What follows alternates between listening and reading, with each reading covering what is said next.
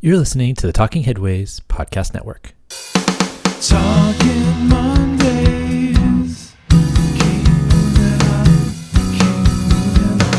Talking Mondays. Keep moving on. Keep moving on.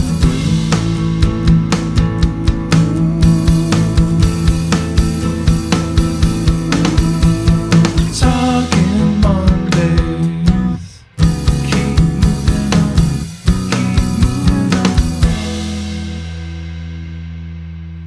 Happy Monday. This is Mondays at the Overhead Wire, sponsored by our super generous Patreon supporters. I'm Jeff Wood, your host, and joined by a flashback. That's right. We're on vacation this week, so we're flashing back in time to one of my favorite episodes of all time. Jennifer Kent, Senior Research Fellow in Urbanism at the University of Sydney, joins the show to talk about her work on family transportation, the messiness of travel for parents, and loneliness in the built environment. We'll be back in a few weeks with a regular Monday show, but I wanted to share this blast from the past while we're out for this week. I hope you guys enjoy it. Here's the show. Well, Jennifer Kent, welcome back to the Talking Headways podcast. Thanks, Jeff. It's great to be back. Thanks so much for being here. I'm wondering if you can tell folks who hadn't listened to the previous episode you were on, if you could tell us a little bit about yourself. Yeah, sure. So I'm Jennifer Kent. I'm from the University of Sydney, which is in Australia. Currently sitting here and it's 30 degrees Celsius in the middle of summer, so it's nice. My research interests are all about the links between urban planning, transport, and human health. And I'm really driven by a desire to understand how we can challenge private car use in a way that is equitable and, doesn't detract from people's quality of life. I'm an urban planner by trade. I've worked in private practice as an urban planner, which was pretty much what drove me to get into academia because I found it really frustrating. And aside from that, personally speaking, I'm pretty obsessed with dash hounds. If that means anything to anybody, they're sausage dogs. Yeah, that's me. Nice. I'm curious, how did you get to be interested in it? You call them dash hounds? Yeah. Okay. I mean, I don't know. I've heard dachshund, so I know exactly what you're talking about, the little wiener dogs. But I'm curious how you get into dachshund or dash hounds. Great question. I don't know how anybody gets into them, but whoever is into them, it always seems to become a bit of an obsession because they are a breed of their own. They're just so sassy and so much personality in such a little dog. I think I first became interested in them because one of my really good friends said to me, if I was going to be an animal, I would definitely be a dachshund. And she's a really good friend and I really like her. And that made me think, well, if she wants to be a dachshund, then I suppose they must be a good breed. So that's what got me into them. And once you're into them, you can't get out of them. It becomes an obsession. I totally understand. At some point, I think we'll get a dog, but not at the moment. The kiddo is too young, but at some point. Yeah. Dachshunds do not have the ability to conceptualize the fact that they are anything less than a human. And I think that welcoming of my son, who's now 3 years old, I think my dachshund is still kind of getting over that there is another sort of child in the house. So as a heads up, another important being. She just doesn't realize that she is anything less. It's amazing. Well, that's actually related to what we chatted about on episode 342. And we talked about pets and transportation and all those things and how they impact travel behavior, specifically dogs. Mm-hmm. I'm also wondering how you've been over the last 2 years since we've chatted. I mean, we chatted in the middle of the pandemic. It was 2021 or so. I'm guessing a little bit's happened since then in terms of your research and what you've been working on. Yeah, absolutely. I mean, I've sort of shifted from dogs to looking at the way families travel, kind of taking all the things that I was sort of working through with the dogs on transport and applying that to, I guess, a more universal experience, looking at the way that parents travel with their children, the way that parents use transport to facilitate the parenting task. And I think the main thing that I've transposed is this idea of that transport is really messy. And I think that parenting conceptualizes that kind of mess. And my theory of looking at parents is that, look, if we can get parents out of private cars, that is going to be one of the key groups to be able to accommodate with alternative transport. And so they're kind of like the canary in the coal mine, in that they represent the kind of mess and complexity that characterizes modern life for so many of us. So that's my sort of rationale for focusing on parents. And in doing that, I've become really interested in the idea of, it was sort of brought up by your previous episode with Greg Schill and Jonathan Levine, how they were talking about this idea of accessibility, that we should be looking at transport as facilitating access rather than transport as a practice in itself. And I've been taking that one step further and thinking, well, we should be looking at transport as facilitating practices. So when we're driving a car, we're not, for example, driving a car to access a destination. We're actually driving a car to perform a practice, whether that practice is the practice of shopping, dropping a child to school, so the practice of educating your child, going to visit family and friends. If we look at it like that, if we take it sort of a level deeper even than the access conceptualization, we start to realize that it's not just a matter of providing people with access to specific destinations, it's about providing people with access to the practices that they want to perform. And I think that really brings to the fore this idea that people do want choice. They don't want to just have a supermarket within walking distance. They want to have the supermarket that they want to go to within walking distance. And even though providing access is a big part of it, if we undermine that sort of choice component, we're really underestimating the complexity of the transport task that we're trying to facilitate. So that's what I'm exploring at the moment, I suppose, in a nutshell. I think it's just so fascinating. And especially since I have an almost 8-month-old now. And so there's new things that are happening that I have to focus on as a car-free household, Yeah. right? Trying to get her to get vaccinated, for example, and all those things.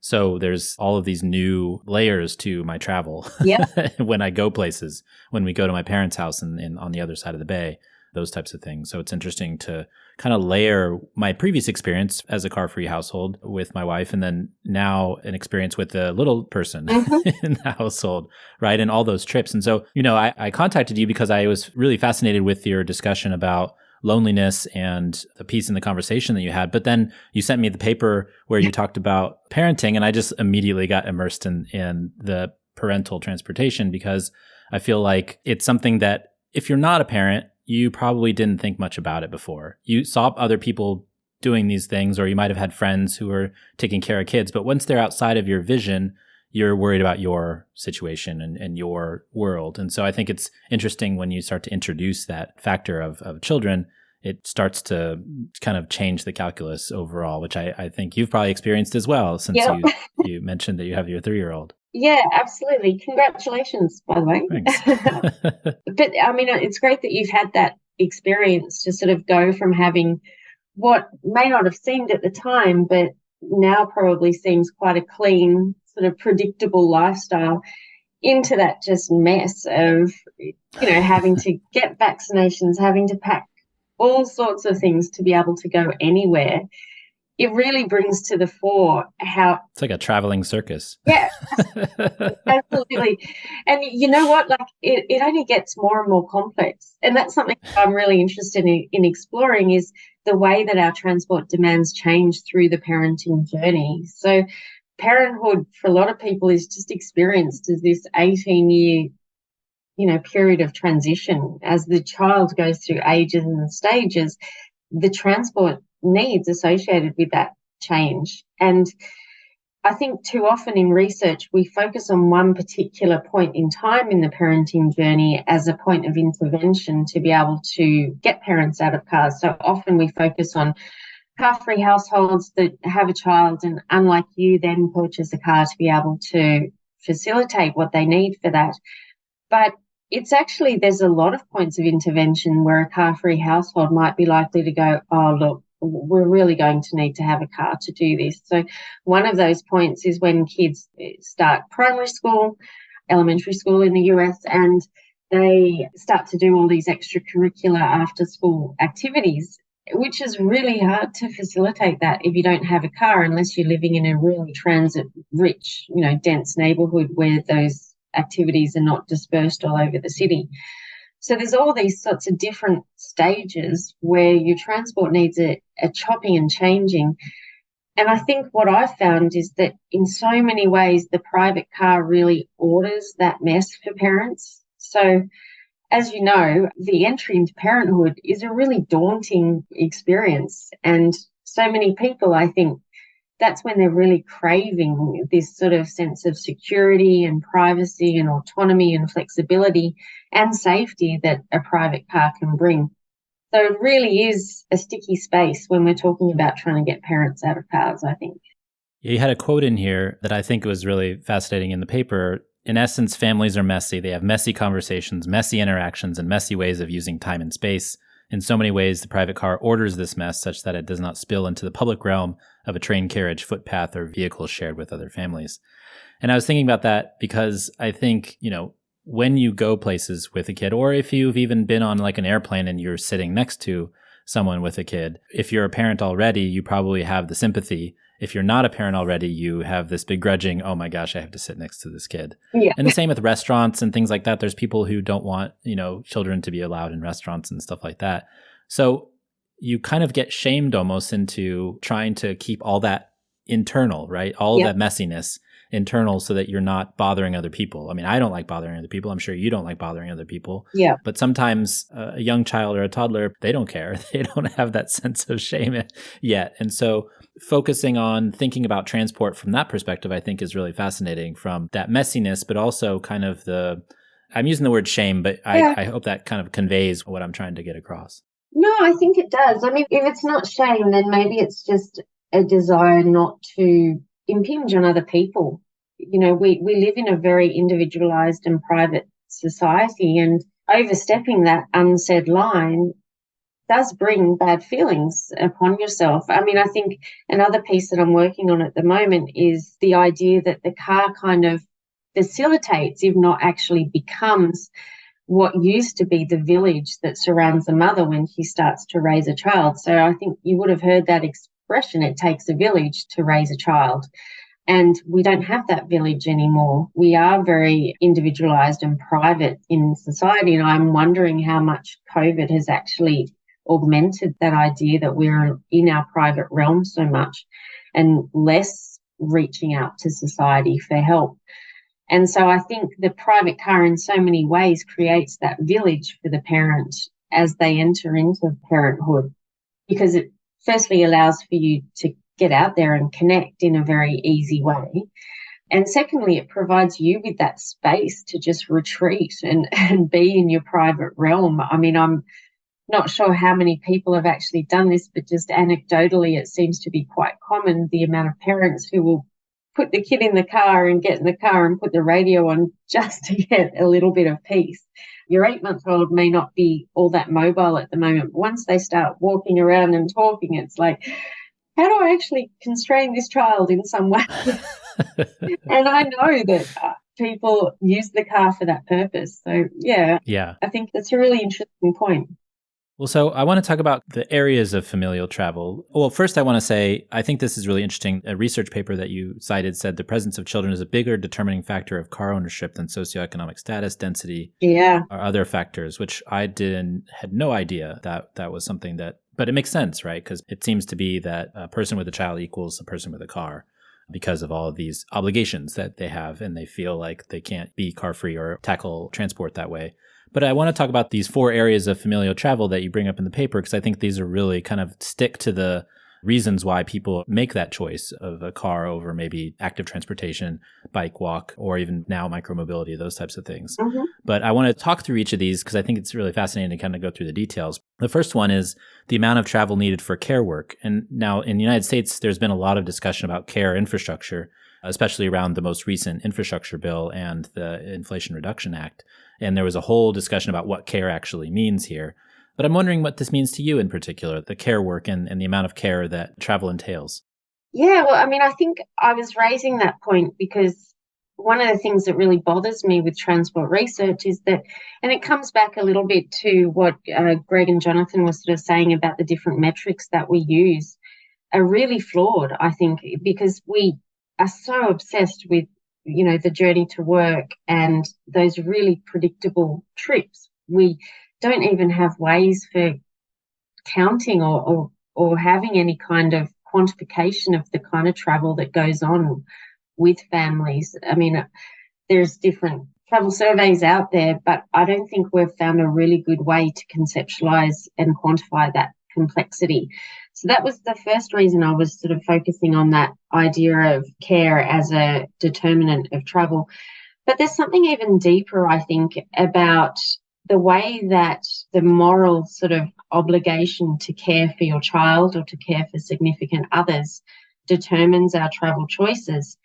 And there's this idea in philosophy and in ethics about the partiality of care. And that's just basically that idea that it's totally morally and ethically sanctioned in our society to prioritize the care of your kin over those of others. And I find it interesting the way that parents very definitely do that. I mean, there's that old story, I can't remember the exact philosopher that first brought it up, that if there's two children drowning in a lake, you're totally ethically sanctioned to save your own child over the other child.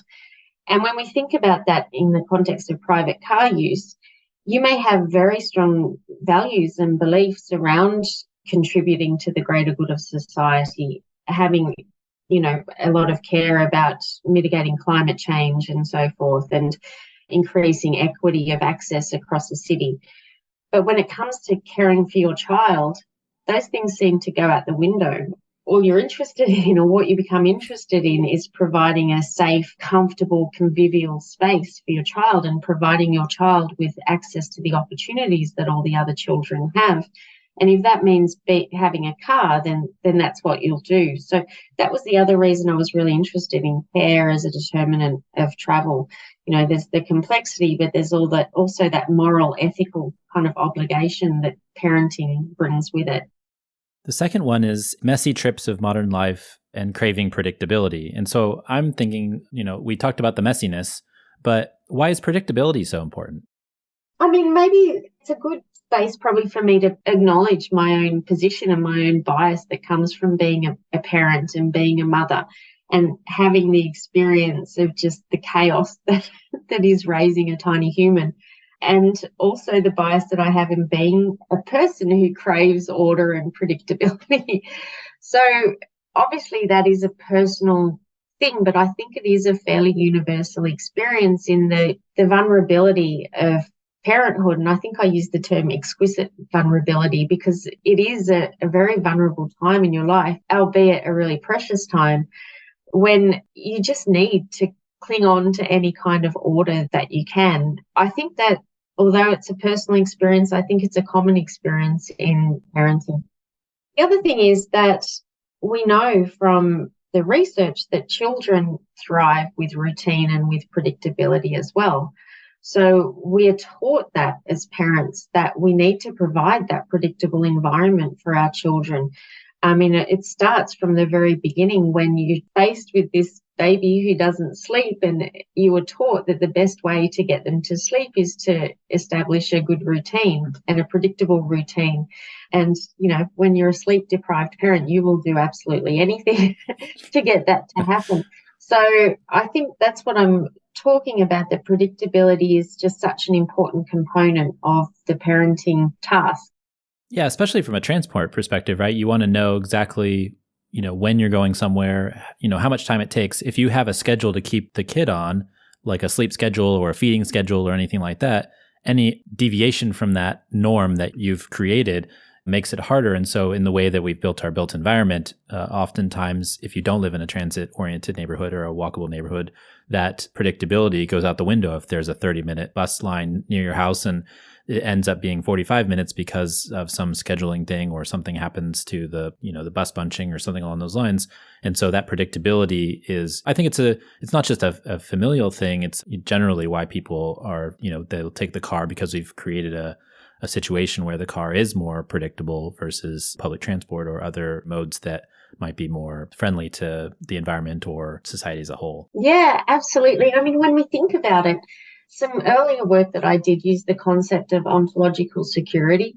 So that's basically just this idea that we have this desperate need to feel secure in our lives. And autonomy is a big component of that. And, you can go back to more psychological conceptualizations like Maslow's hierarchy of needs, where self-actualization and autonomy are actually a really innate human need. And I think that predictability is a big part of that, because it's very difficult to be autonomous in any way if you don't know what's going on. And regardless of whether that don't know what's going on is, from the desperate side of not knowing where your next meal is going to come, to the more subtle kind of not being able to schedule your time in an autonomous way. In so many places and in so many ways, the private car gives that kind of power to people. And it's very easy, I think, for transport planners to think, well, no, that's just sort of fuzzy psychological stuff. We should be able to override that with structural provision, or people should be able to sort of deal with that in some way with these aspirations for the greater good. But when it comes to actually challenging that, it's actually challenging something that's quite deep within us that we need to start to engage with as transport planners if we're going to be serious about challenging the private car, I think. Yeah, for sure. The third thing is the spatial attributes of familiar trips are not linear. And I think, if you've ever tried to do some trip chaining or anything like that, and you found that the place that you want to go to is more of a triangle than a straight line in terms of going multiple places, you realize that it might be easier if you can take a vehicle that is not on the one route that you're trying to get all your trips in. So I think that's fascinating as well. Transit lines are linear, corridors are linear, trip chaining often isn't. So why are these spatial considerations important in this conversation specifically? Yeah, well, I think it comes back to this idea of mess and complexity. I mean, it's really rare that you do have those linear sort of journeys when you're a family, basically because you're not just accommodating one person's linear, drive or linear, what they're trying to accomplish. You're accommodating 3 people if you've got one child and you're living in a partnership. 4, with the more children that you have, the more complex that becomes. So we've got to think of these sort of constellations of transport and demands and timetables and routines that needs to be accommodated. And that's where it starts to get really complex. I'm actually just working on a paper at the moment with Alexa Delbos from Monash University about the way that working from home tidies up some of this mess for families. And we start out by just articulating the sheer complexity of familial routines and familial transport demands. And we did interviews with 30 families. What we're trying to demonstrate is the way that complexity gets dealt with and gets negotiated on a really, daily, sometimes hourly level for families determines the way that they will travel, the way that working from home will be appreciated and so forth. So I think that if we can start to think about trips as less linear, we can start to sort of put some of those challenges in place. I think, though, it also comes back to the idea that in transport research, we've been so obsessed with wanting to model things, with wanting to place some kind of order over what is a really messy realm, that we've simplified the trips rather than complicating the way that we look at them. And it's very sort of alluring and seductive to kind of think about the travelling public as being, quite simple in their lifestyles, but it's obviously not working in the way that we want people to transition. And I think we've really got to really knock ourselves out of that way of thinking. We're getting there, I think. I mean, that whole push towards conceptualizing accessibility is a big component of it, but we need to go deeper still, I think, in the long term if we're going to do the change that needs to happen. And the fourth one is the transitory nature of childhood. Children growing up and getting more abilities, which may or may not mean less or more travel for them or independent travel for them, the changing grades, going to different schools, those types of things. And so, through the 18-year journey that you described earlier, there's sub-journeys in the 18 years, right? And so those sub-journeys have different transport needs as you move through the life of a child. Yeah, absolutely. And I think that's a really interesting thing to dig deeper into because often there's research on mobility biographies and so forth, but that's always really long term stuff. And we like to think that once a person has made a decision about the way they will travel, that that will be ingrained and entrenched. But with families, that changes from, year to year, week to week, day to day, like I said before, hour to hour sometimes. And so at every stage of that, we need to be pushing for the sustainable transport option over the private car. And that, again, just is such a complex task to be able to do that. One thing I'm really interested in is the way that the car sort of becomes entrenched in family life because it was relevant for one particular aspect. So, a family might have been able to be car free, like I was saying before, up until the child hits that period of time when they're interested in extracurricular activities. They've got family, they've got friends all over the place that they want to visit. So the car becomes more important. And what I think happens is because the car is such a useful tool, it becomes entrenched in the family's routine, even after that period where the child is dependent on the car for mobility. So the child may become more independent, but the car stays in the family because it's become such an important tool in the way that that family works.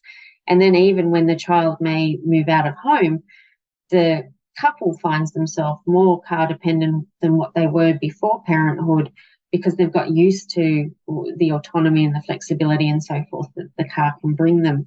So again, there's all these sort of intervention points that I don't think we really take account of when we're thinking about the way that people might travel throughout their entire, lives. That's so interesting because as you're talking about that, I'm just thinking about the sunk cost of a car, right? You purchase a vehicle, Mm-hmm. whether it's a used one or a new one, it's a significant investment, $10 to $20 to $30,000, and maybe even more, depending, on your station in life and how much you feel like you can afford it. And then as you go through those stages where you actually did need it, you actually find yourself maybe using it for other things that it's there, so you use it for it. But maybe you didn't do that before, like you said. I just think that's interesting as an inflection point for determining whether you can use sustainable transportation or not, or whether you will, or your choice to. If you have a car sitting on the street and it's just sitting there and you feel like you need to use it, maybe it's like, oh, well, I need to make sure that I run the engine once a week. So let's go to get dinner or something like that, right? Yeah. I mean, one of the reasons I got rid of my car was because I kept on leaving it and getting parking tickets, and the clutch was going bad. And so it was like, well, the dawn of Zipcar and Uber and all those other things. And I was like, well, I think I could do this as a single person living my own life. But I can imagine if you decided another way to get another car because you needed it because you had a kid or something along those lines, that car stays with you for 10 to 15 years. And so it's that purchase. And this is part of the problem with the climate change transition too, is, the gas powered vehicle that people are buying now, instead of maybe an electric vehicle, that's a 10-year time period that vehicle is going to be a gas powered vehicle rather than a transition to a cleaner vehicle. And so it's interesting, those decision points that you were talking about. Yeah, absolutely. I mean, a couple of things sort of come up for me as you were talking. I think where the car sits there and so you feel like you need to use it, or the car sits there and you get really accustomed to the autonomy that it can bring and you kind of lose your skills of being able to plan a little bit ahead that, more sustainable transport might require. I think that's why car sharing schemes work so well, is because it makes every single trip a real decision point, not just something that becomes automated or out of habit. And that's a lot to do with the success in car sharing and reducing VKT or VMT and reducing car ownership. The other thing that came to mind, though, there's this sociologist, Margaret Archer, who thinks that this concept of transitions to sustainability through that temporal sort of the lens. And she's got this great quote, and I can't sort of roll it off off the top of my head, but it's sort of saying that we can sit here planning for an outcome that we're after, well, all the way putting in policies that are actually doing the exact opposite thing. And it just draws out that idea that there's this temporal lag, I think, of the way that we think about climate change, the way that we think about other aspects of sustainability, and the policies that we're actually putting in place, or the practices on a personal level that we're actually doing. And I worry about that because we're running out of time. Hmm. We need to start getting things happening sooner. But this nature of the temporal lag, these investments that are, 15 years, like you say, of cementing you into a certain way of traveling, become really costly when you think about it in that way. Yeah. Over time, it adds up, especially if it's a decade time period. That's such a long time. It's not a year or 2 years. No, it becomes really the thing that we haven't really talked about is this idea of travel socialization with children as well. That the investment of a car isn't just for 10 years, you're actually socializing the child into that expectation of the autonomy that comes with the car and de-skilling them with taking public transport, using bikes and walking and so forth. So the temporal implications of that is augmented, generation after generation. That's how we've ended up where we are, I think. There's been studies on that, right? Like about how kids who are driven to school versus kids who walk to school are not as good at figuring out where they are, location, using maps, Yep. that type of thing Yeah. because of it. I remember, when I was a kid, I walked to school every day. And then when I moved to Houston, outside of Houston, I biked to school every day. And so Yeah. a lot of the neighborhoods that I was in and in running too, we talked about this last time, but I ran cross country and track in high school and college. And that actually gave me a spatial awareness of the cities that I lived in and the places that I was on a street by street basis. And I feel like if you're just driving around, you miss it. You know the roads you're supposed to go on, but you don't have an intimate feel for the neighborhoods and the areas that you're in. Yeah, there has been a lot of really interesting research on that done with children. There's one particular study that's coming to mind where they got children who were driven to school and children who walked to school to do a diary of their journey. And the depth of colour that the children who walked to school could describe their walk to school in was just so much different to those who were driven, who sort of talked more about the fast pace and the idea of things flashing past the window, whereas the children who walked to school spoke about little bugs that they found on the way or even avoiding the cracks in the footpath. It was just such a more grounded experience. I mean, I do want to preface that by saying to be able to walk to school in many areas is actually a real privilege. It's not something that, I don't think people drive their kids to school necessarily by choice. I think often it's just necessity. But I think that children's mobility to school is such a great place to start in terms of embedding those skills and appreciations of ways of travelling that are a little bit slower and a little bit more grounded. So these 4 areas of familial travel get you also into ways that you can explore the ways that people can change their behaviors. And you talk about it in the book in ways that people can become less car dependent. And that's by A, using other modes of transportation, and then B, maybe traveling less. And I'm interested in the ways that this takes you in your research in thinking about how people travel, but then how you can use that to think about the ways to travel without cars. Yeah, I mean, I think that was, I don't know whether it's revolutionary for anybody else, but it was quite revolutionary for me to sort of go, okay, so the way that we're going to challenge the private car, we either need to get people traveling differently or we just need to get them to travel less. And when you boil it down to that kind of simplicity, it opens up all sorts of space for complexity, I think. So in transport research, we've concentrated very much on facilitating the existing journeys that people do by other modes. So trying to get people out of cars, onto bikes, onto public transit, and so forth. And so we haven't thought nearly as much, about how we can actually call into question the need for people to travel. So if you start to look at that, that's where the idea of concentrating on people's practices and the outcomes that they're actually after when it comes to travel can be so powerful in challenging private car use. And I go through a series in the paper of different ways that we might do this. And, the most obvious one is densification, where we have critical mass of people to justify investment in transit and bike infrastructure and better footpaths and so forth. We bring uses closer together, and that basically negates a lot of the need to travel long distances. But there's also a lot of other ways that I think we can call into question this need to travel. And one of the more interesting ones that I really want to explore into the future is this idea of the overscheduled child. So we have this very deep-seated, coming back to that ethical sort of sanctioning of the partiality of care, this deep-seated need to provide every opportunity possible for our child. And I think that's been really augmented by the kind of economic rationalist competitive society that we've become. We definitely want to make sure our child has access to the best sports that we can provide, the best maths coaching that we can provide. And that really generates a whole lot of travel. If we can start to call into question that need for our child to be scheduled, for every second of their lives to be scheduled, we could start to provide more space for children to have more free play and more free opportunities that don't necessarily involve getting in a car to get there. There are other ways that I think are really underexplored that we could do this. So, for example, instead of a child driving to maths coaching, they might be able to do online maths coaching via Zoom and so forth. And I'm very interested in conceptualizing that as a different form of children's independent mobility, because it gives the child the independence from the transport of the parent to get them there.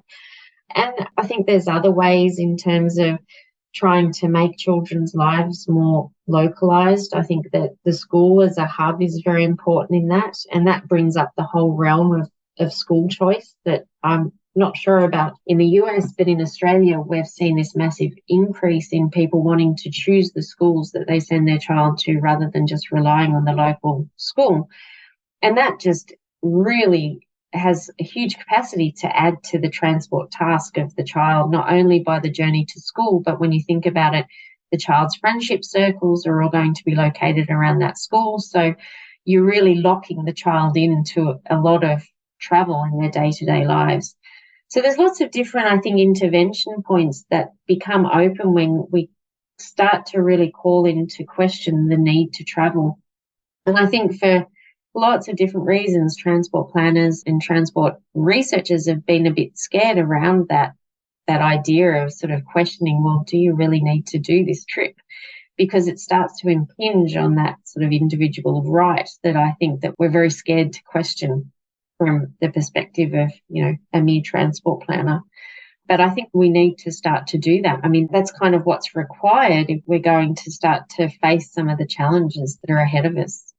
Two thoughts on that specifically. The first one I have is, I was challenged on this maybe a couple of weeks ago, maybe a couple of months ago, on if you think about your trips and the ones that you're not taking, does that mean that somebody else has to take a trip, like an Amazon trip or something along those lines? Yeah. Does that trip still exist even if you're not taking it?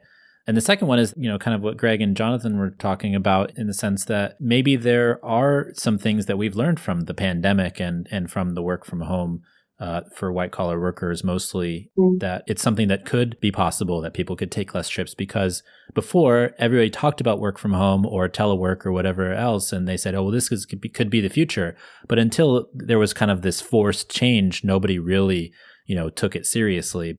Yeah, I mean, I really loved, I can't remember whether it was Greg or Jonathan who said we got pushed forward 40 years or something like that by the pandemic in our embrace of working from home. I think that it definitely has a lot of possibilities, and there's definitely this idea that, these things become more realistic. What worries me, though, is that, for goodness sake, it took a global pandemic to get to happen. I know. And somebody said to me the other day, what's it going to take to get a sustainable transport transition? And the first thing that came to mind was, oh my gosh, like 9 more pandemics and we might actually get there. We need to start being a little bit more proactive than reactive if we're going to really get to where we need to go, if we're going to combat things like climate change. I think it's so interesting that is what it took to just get what should have been a really incremental sort of smaller change. Like you said, we've been talking about it for years. It took that to get us to actually do it. It amazes me. I remember my geography professor in college, in undergrad, in the late 90s, early 2000s, talking about the death of distance, right? The telework revolution and all that stuff. And that was 20 plus years ago. Yeah. And it's been going on longer than that. You mentioned the overscheduled child as well. And I personally hate being an overscheduled adult. So I can't imagine how the kids feel Yeah. as someone who was more than happy as a kid to be at home and playing with Legos versus, going out and doing other things. So that speaks to me as well as an adult, because I feel like if I have stuff that's scheduled, it's almost anxiety inducing versus doing things on a day because I feel like I want to do it. Yeah. I mean, we think about it. The last time that children were this scheduled, when you think about a child who perhaps is starting their day at 7 o'clock with a music lesson, then going to school and then having maths coaching and then perhaps a birthday party or something after that. Children have not been this scheduled since the 18th century, where we were sending them into sweatshops and getting them to work. That was when they had 12-hour days, and now they've got 12-hour days again. We don't think that could actually be harming the child, this kind of drive that we have to ensure that they're competitive in the workplace and, they get into the best colleges or whatever. We don't think that could actually be really harming them. I mean, the step beyond that is we definitely don't think that is a transport problem. Yeah. But it really is. Like, it's just so interesting to think about the policy areas and the cultural areas that are relevant to transport are just so much more than the way we provide a road or a train line or whatever. Well, so then let's talk about another aspect of relationship and the lack of them, and that's the idea of loneliness. Yeah. The first thing I think of when I think of loneliness is how social humans are and how we are all social animals. No matter how introverted I am, I still do need to have human contact. I still need to see my friends. And not so begrudgingly, just it's the scheduled thing. I wish to choose the times when I can do it rather than being chosen for, I guess, is the difference, right? So as social animals, I think that there's something to be said about the loneliness epidemic and the drivers of it as well. But it's also seen, as you mentioned in the conversation article, it's also seen as an individual problem. And I'm wondering why it's focused on as an individual problem versus about society, about the built environment, about more than just a personal thing. Yeah, I mean, I suppose it speaks to the way we treat a lot of health issues, right? So loneliness, like you said, it is described as an epidemic by a lot of psychologists and a lot of other professionals working in that space because it's becoming such a commonly diagnosed experience for people. It can be diagnosed using diagnostic criteria that is similarly used to diagnose depression, anxiety, and so forth.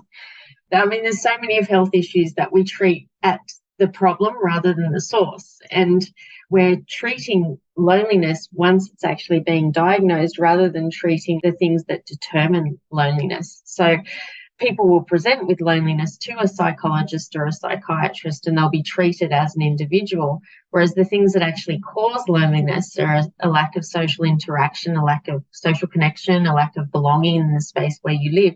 We don't think that is actually what we need to tackle when we're tackling loneliness. So it's kind of characteristic of our health systems all around the world where we should actually be calling them sick care systems because we're only interested in looking after people once they're sick. We're not interested in preventing them from getting ill in the first place. And loneliness, I think, has been exactly the same. It reminds me of a discussion I had with Dr. Mindy Fullilove, where she was talking about, she wrote a book called Root Shock, which is basically about people who leave communities and they totally kind of lose their footing because the community was the place where they were the most centered, where they were themselves, where they had the connections to the neighborhood, to the family. Her discussion about that is based on not a clinical model of social interaction, but more, and I'm probably butchering this a little bit, but thinking about it from the social determinants of health aspect that you're talking about, which is the overall impact of the neighborhood and the place where you live and how that impacts your health outcome versus just like going to the hospital and the doctor tells you, oh, well, you have this, we need to treat it with this. Going deeper into that kind of that neighborhood level of impact. I think that's really a good way to think about it because loneliness is one of those things where it's that root shock level. It's that thing that goes deeper into the societal connections than maybe from that individual level. Yeah, absolutely. I mean, one of the things that really combats loneliness is social interaction. And there's different ways of thinking about social interaction. So you have interactions with the people who you're close to. You have interactions with a wider group of friends, but there's these things called incidental social interactions, which are the tiny little things that just occur when you're out and about in your neighborhood. You know, you might walk past the same person every now and again and you give them a little wave or a nod. You might be down in your local park and you have a smile, a moment of eye contact. Those incidental social interactions are actually just as important for combating loneliness, because they make you feel like you belong in the place where you live. They make you feel like you have a sense of connection to that place and a sense of support in that place. And what we've found, that as our neighbourhoods have become more private, as you know, we're all running around in our private cars, travelling straight through our suburbs and our neighbourhoods rather than actually engaging with them, those incidental social interactions are really starting to erode. And that's one of the reasons that we're having this epidemic, I think, of loneliness.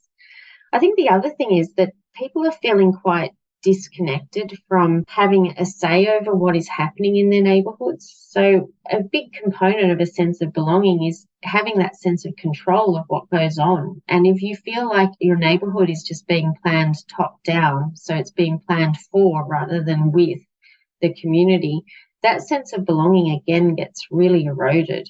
And I think, talking of the shock of COVID, I think that just really brought it out to us that we are really feeling quite disconnected from the place where we live, because we were forced to spend a lot of time in that place during COVID. So I think, again, we've just kind of had that shock brought out, and that's why we're seeing this massive increase in loneliness now. So what made you all, I mean, basically it looks like you all did like this really intensive literature review of what has been said before about loneliness and the built environment. But I'm curious, how much did you have to dig through, and did it come out to be what you expected versus maybe something that was surprising in the results? Yeah, it's really interesting, because that, for me, that was a really intense experience of working in an interdisciplinary team. So the paper itself was initiated by the psychology department at the University of Sydney, who were working in a centre for mental health called the Matilda Centre.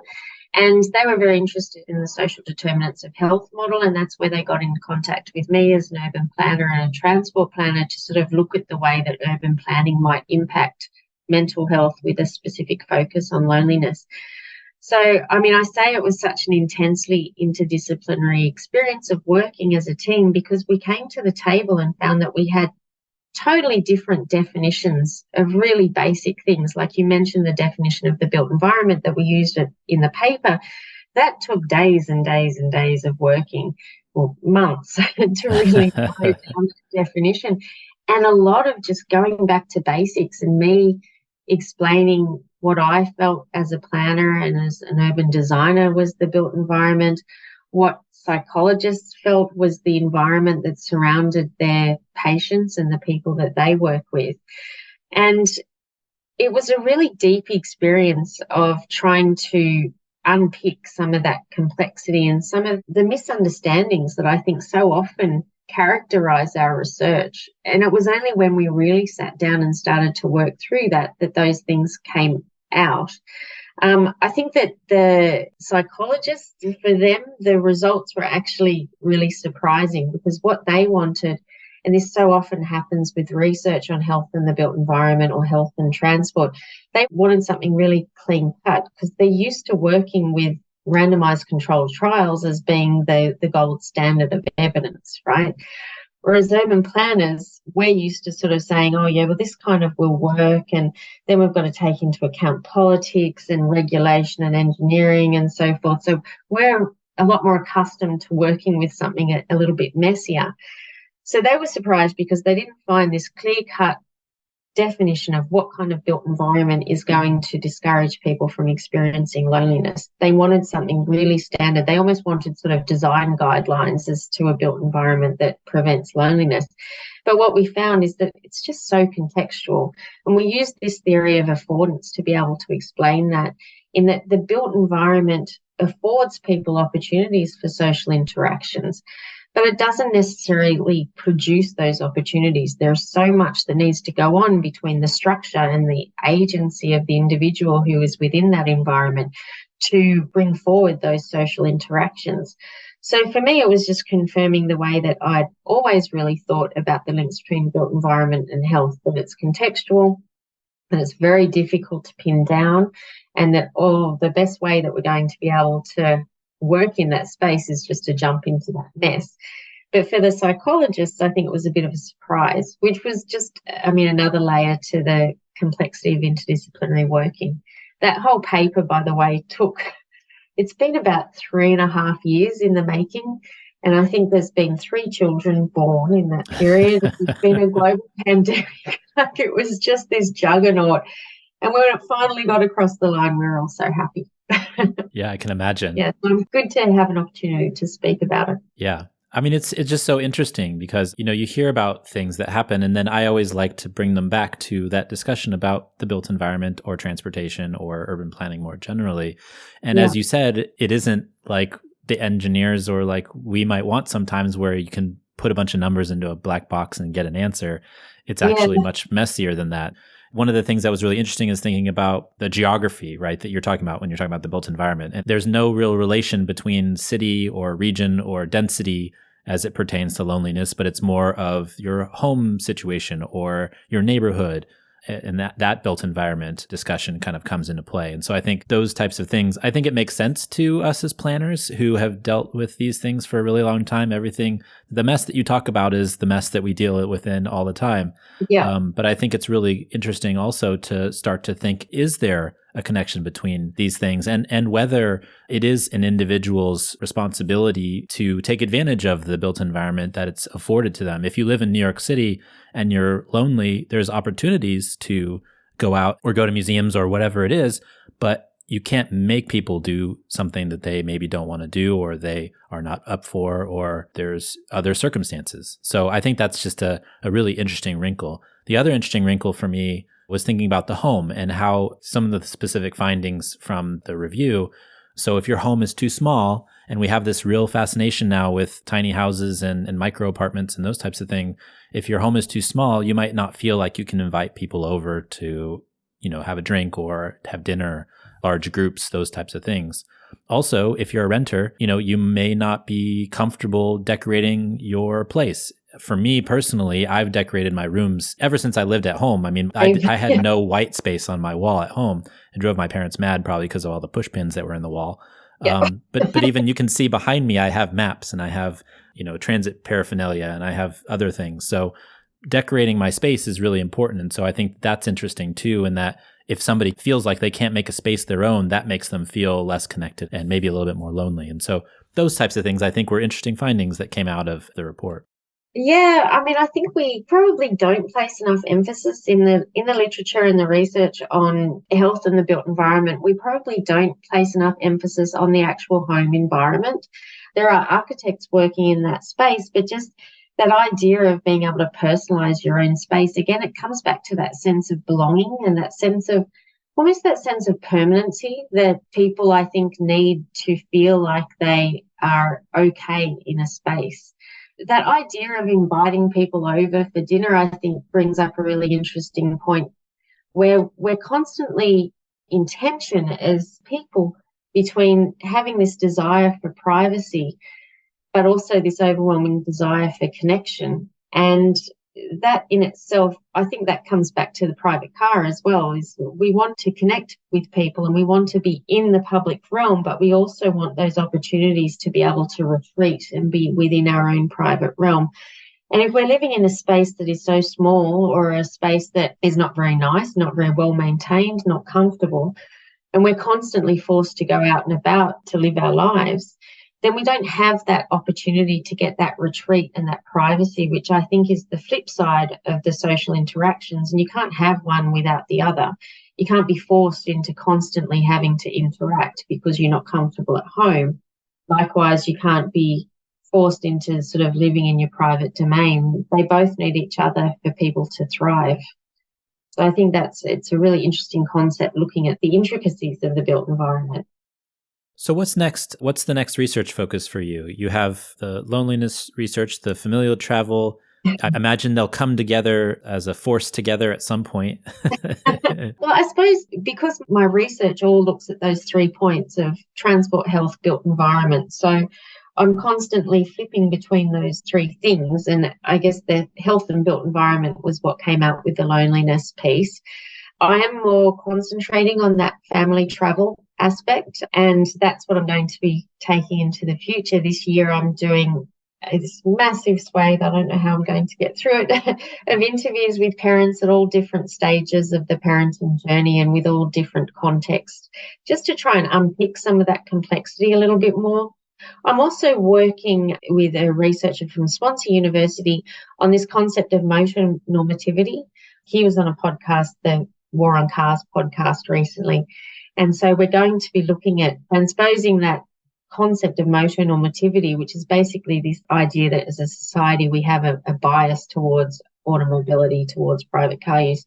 I'm going to be transposing that onto parents, which I think will be really interesting. That's definitely a work in progress, but something I'm really excited about because it's just a bit of fun, really. Oh, well, all your work sounds fun. That's why we keep having you back on the show, because it's so fascinating, all the stuff that you're doing. Oh, thank you. That means a lot. Thanks. Where can folks find your work if they want to get copies of the papers or find out more about what you're doing? Good question, Jeff. I'm really hopeless with social media and I need to get better. And I sort of, a week before the whole Elon Musk Twitter thing happened, I made this resolution to become a lot better with Twitter and put in these plans. And then that happened and now I'm a bit lost. So I still have my Twitter account at Jennifer Lee Kent and I still do tweet things. But I also regularly try to publish whatever I do in scholarly papers. I always try to put a complimentary piece in the conversation. So that's another way to keep track of what I'm doing. Or people can just email me. If you look up Jennifer Lee Kent, University of Sydney, you'll definitely find my email address, and I'm more than willing to hear from people who are interested in my work or interested in similar topics. So definitely open to hearing from folks. Awesome. Well, Jennifer, thanks for joining us again. We really appreciate your time. Thanks a lot, Jeff. It's really enjoyable. Talking